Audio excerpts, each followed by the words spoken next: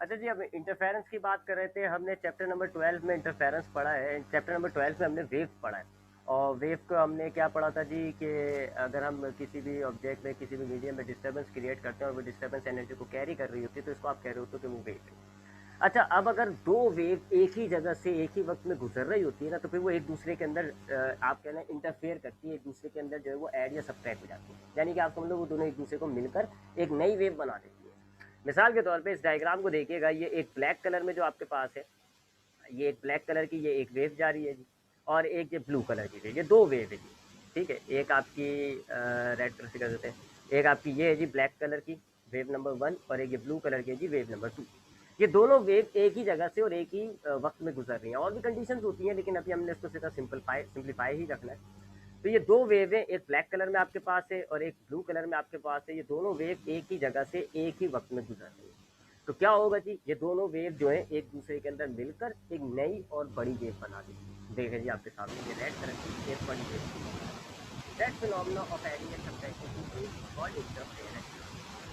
अगर ये दोनों वेव जो है वो अगर इस तरह जा रही होती है कि इनका क्रैश एक ही तरफ आ रहा होता है, ट्रफ एक ही तरफ आता है, तो ये ऐड होती है, ये ऐड होती है और आपके पास जो रिजल्टेंट वेव होती है वो काफ़ी बड़ी होती है। और अगर ये उल्टी आ रही होती है, यानी कि अगर पहली वेव जो है उसका क्रैश है और दूसरी वेव का ट्रफ, अब अपोजिट है, पहली वेव का क्रैश आ रहा है यहाँ पर और दूसरी वेव का ट्रफ आ रहा है। अब यहाँ देखें आप, तो दूसरी वेव का क्रैश है, पहली वेव का ट्रफ, तो अपोजिट वेव होगी।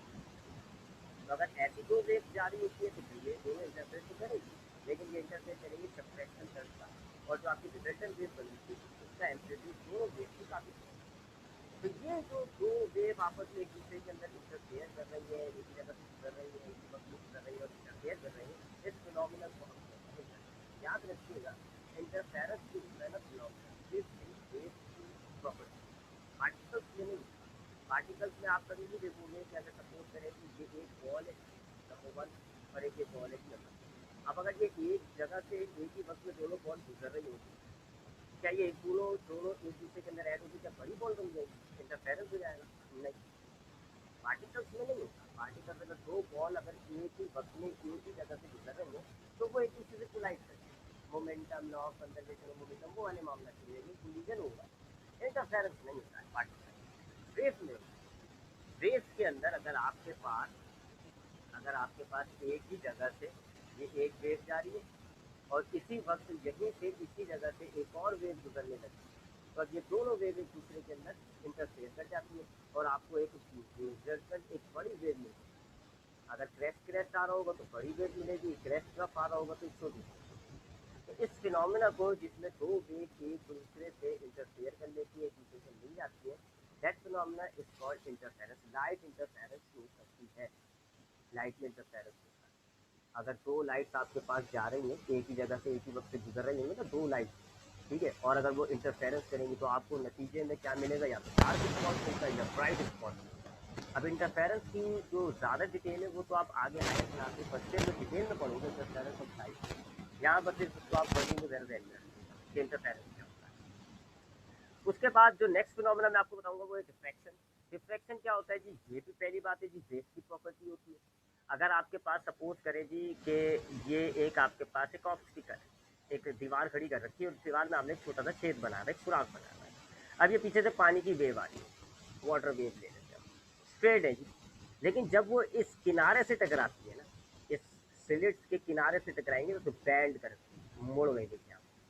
ठीक है, वैसे स्ट्रेट नहीं है, लेकिन जैसे वो इस स्लिट से, इस किनारे से, इस एजिस से टकरा रही है तो वेव्स क्या हो रही है, आपस में बैंड हो गई है, मुड़ गई है। इस बैंडिंग ऑफ वेव को आप डिफ्रैक्शन कहते हैं। लहरें, वेव जो होती है, अगर किसी किनारे, किसी ऑब्स्टिकल से टकराती है तो वो बैंड कर जाती है। इस बैंडिंग ऑफ लाइट, इस bending of wave is called diffraction. Light diffraction तो करती है। लाइट में भी डिफ्रैक्शन होता है। लाइट अगर एक आपके ऑब्स्टिकल से गुजर रही होंगी ना, किनारे से टकराएंगी, लाइट ऐसे बैंड कर जाएगी, बैंड कर जाएंगी। That phenomena is called diffraction. ठीक है जी, तो लाइट, अच्छा ये भी याद रखिएगा, इंटरफेरेंस की तरह डिफ्रैक्शन भी वेव की प्रॉपर्टी है। पार्टिकल्स में डिफ्रैक्शन नहीं होता। पार्टिकल, अगर आपके पास एक बॉल है जी, अगर बॉल या तो इस दीवार से टकराएगी तो मुड़ जाएगी, और अगर इस स्लिट से टकराएगी या स्लिट में से गुजरेगी तो स्ट्रेट निकल जाएगी। ऐसा बैंड नहीं होगी लाइट। पार्टिकल, एक बॉल अगर आपके पास है, किनारे से टकरा के ऐसे बैंड नहीं होगी। तो ये जो दो फिनोमिना है ना, इंटरफेरेंस और डिफ्रैक्शन, जिस चीज़ में भी ये दो फिनोमिना मिल जाते हैं हम कहते हैं वो वेव। इंटरफेरेंस भी वेव में होता है, डिफ्रैक्शन भी वेव में होता है। दोनों प्रॉपर्टीज जो है, दोनों फिनोमिना जो है वो किसी पार्टिकल में साबित नहीं है। ठीक है, बहरहाल लाइट में ये दोनों फिनोमिना होते हैं। इसका मतलब है हम क्या समझेंगे कि लाइट जो है वो वेव। अगर लाइट में इंटरफेरेंस होगा तो आप कहोगे लाइट वेव है, लाइट में डिफ्रैक्शन होता है तो आप कहते हो लाइट वेव है। और उसके बाद एक फोटो इलेक्ट्रिक इफेक्ट, ये भी बड़े मजेदार इफेक्ट है कि लाइट का। और इफेक्ट के मुताबिक क्या होता है कि हमारे पास कुछ सर्टेन मटेरियल होते हैं, जैसे सिलिकॉन के अंदर अगर हम एडिशन कर देते हैं मटेरियल बन जाता है। अब अगर हम उस मटेरियल पर लाइट को इंसिडेंट करते हैं, लाइट उस मटेरियल पर हिट होती है, तो लाइट उस मटेरियल में से इलेक्ट्रॉन को निकालती है। इलेक्ट्रॉन निकल जाता है, फिर हम इस इलेक्ट्रॉन के जरिए करंट को प्रोड्यूस कर देते हैं। इस इलेक्ट्रॉन बहुत सारे इलेक्ट्रॉन निकलना चाहिए होंगे, आप एक कंडक्टर में तो इलेक्ट्रॉन को भिगा देंगे, करंट बन जाएगा। यहाँ क्या हो रहा है कि लाइट एक ऑब्जेक्ट से, एक मटेरियल से इंसिडेंट करती है, लाइट उस मटेरियल में से इलेक्ट्रॉन को निकालती है, and that phenomena is called photoelectric. अच्छा, अब यहाँ मजेदार बात आती है क्या, यहाँ ये बात सारी दूसरी दिलाती है पार्टिकल, क्योंकि वेव में प्रॉपर्टी नहीं हो सकती है, ये तो पार्टिकल के अंदर है। आपके पास अगर एक बॉल मौजूद है, एक बॉल मौजूद है, आप इस बॉल को मूव कराना चाहते हैं, तो आप क्या करोगे, एक दूसरी बॉल से इसको हिट करोगे तो फिर ये बॉल जो है वो मूव। ठीक है, वेव के जरिए थोड़ी मूव कर सकते हो आप।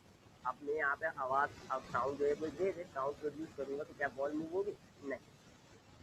तो अगर हम photo electric effect of light को देखें तो ये शो करता है लाइट एक पार्टिकल है।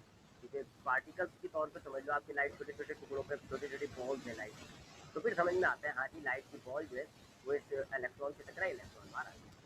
ठीक है, तो ये कुछ फिनोमिना हैं जो हमें लाइट के नेचर को स्टडी करने के दौरान जरूरत पड़ेगी। मैं थोड़ा सा रिपीट कर देता हूँ इन फिनोमिना को, देखिएगा ज़रा। पहला फिनोमिना क्या है, रिफ्लेक्शन। लाइट जब एक मिरर से टकराती है तो वापस उसी मीडियम में मुड़ जाती है, इसको आप कहते हो रिफ्लेक्शन। रिफ्लेक्शन क्या होता है, लाइट जब एक ट्रांसपेरेंट मीडियम से टकराती है तो लाइट उस मीडियम में एंटर हो जाती है, इस फिनोमिना को आप कहते हो रिफ्लेक्शन। तो जब भी लाइट एक मिरर से टकराएगी आप ऑब्जर्व करोगे कि लाइट मुड़ेगी, रिफ्लेक्शन कहोगे आप। जब लाइट एक ट्रांसपेरेंट मीडियम से टकराएगी तो आप ऑब्जर्व करोगे कि लाइट उस मीडियम में एंटर हो जाएगी और आप कहोगे कि ये रिफ्रेक्शन।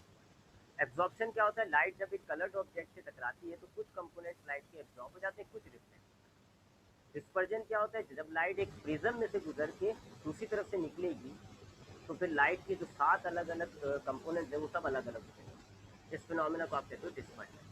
इंटरफेरेंस क्या होता है, वेव की प्रॉपर्टीज होती है। वेव में होता है ये कि जब दो वेव एक ही जगह से एक ही वक्त में गुजर रही होती है तो वो एक दूसरे के अंदर इंटरफेयर करती हैं। रिजल्ट के अंदर आपको एक बड़ी या एक छोटी वेव मिलती है। अगर क्रैश क्रैश आ रहा होता है वेव का तो बड़ी वेव मिलती है, अगर क्रैश ट्रफ आ रहा होता है तो एक छोटी वेव। इस फिनोमिना को आप इंटरफेरेंस कहते हो, लाइट इंटरफेरेंस शो करती है। उसके बाद अगला फिनोमिना जो हमने पढ़ा वो है डिफ्रैक्शन। डिफ्रैक्शन भी वेव की प्रॉपर्टी होती है। और डिफ्रैक्शन क्या होता है कि जब वेव जो है किसी छोटे ऑब्स्टिकल या किसी किनारे से टकराती है तो वेव जो है वो मुड़ जाती है, बैंड हो जाती है। That phenomena is called diffraction. Light जो है वो डिफ्रैक्शन होती है। लाइट में जब किसी किनारे से टकराएगा तो थोड़ा सा मुड़ जाता है लाइट का वेव, तो हम क्या कहेंगे लाइट ने डिफ्रैक्शन किया। और ये इंटरफेरेंस और डिफ्रैक्शन जो है ये दोनों फिनोमिना वेव के अंदर होते हैं। और क्योंकि लाइट के अंदर भी हो रहा है तो हम लाइट को क्या मान लेंगे फिर कि लाइट एक वेव है, क्योंकि लाइट इंटरफेरेंस शो कर रही है, डिफ्रैक्शन शो कर रही है, तो लाइट क्या हो जाती है, लाइट एक वेव हो जाती है। और जो लास्ट फिनोमेना बताया मैंने वो है photo electric effect. Photo electric effect क्या होता है कि जब लाइट एक सर्टेन मटेरियल से टकराती है, अब इसमें कंडीशंस होती है, मैं सिर्फ आपको जनरल आइडिया दूंगा।